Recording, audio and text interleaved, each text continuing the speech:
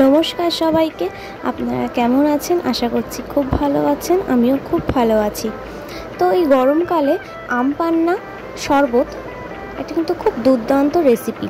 তো আজ আপনাদের খুব সহজে কিভাবে আম পান্না তৈরি করতে হয় সেটা দেখাবো।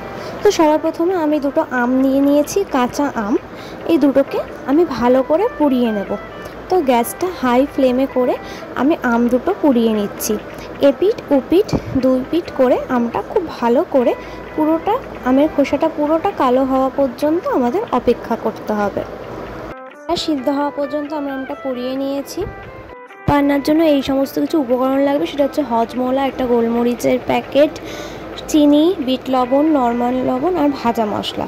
তো এবার আমরা আমের যে খোসাগুলো সেগুলোকে খুব ভালো করে ছাড়িয়ে নেব। আর হ্যাঁ, সাথে ফ্রিজের ঠান্ডা জল হলে খুব ভালো হয়। তো বন্ধুরা, তোমরা দেখতেই পাচ্ছ আমি দুটো আম খুব ভালো করে ছাড়িয়ে নিয়েছি। এবার দুটো আম দুবার করে ঠান্ডা জল দিয়ে ভালো করে ধুয়ে নিয়েছি।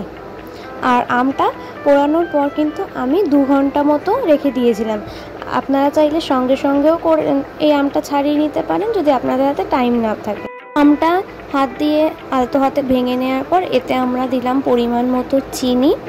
যারা বেশি টক খেতে চান তারা একটু অল্প পরিমাণ চিনি দেবেন। আমি 2 চামচ মতো চিনি দিয়েছি। স্বাদ মতো নুন দিয়েছি।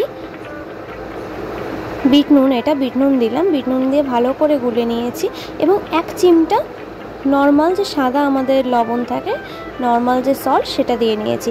এবার হাফ টিস্পুন গোলমরিচের গুঁড়ো অ্যাড করলাম আর একটা হজমোলা অ্যাড করলাম। করে এই যে আমের যে পাতগুলো একটু একটু রয়ে গেছে ওগুলো হাত দিয়ে মিশিয়ে নিচ্ছি এইভাবে। আর যে বিট লবণ, চিনি ওগুলো ভালো করে গুলিয়ে নিলাম। আর এখানে অ্যাট লাস্ট সবটা গোলানোর পর একটুখানি ভাজা মশলা দিয়ে দিলাম। দিয়ে এটা ভালো করে একটু নাড়িয়ে নিলাম।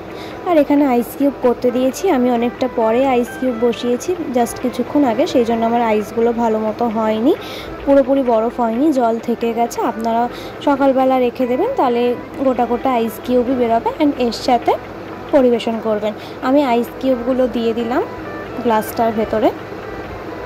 তো এবার ফাইনাল লুকটা আপনাদের দেখিয়ে দিচ্ছি। এই যে হয়ে গেল আমাদের আম পান্নার শরবত।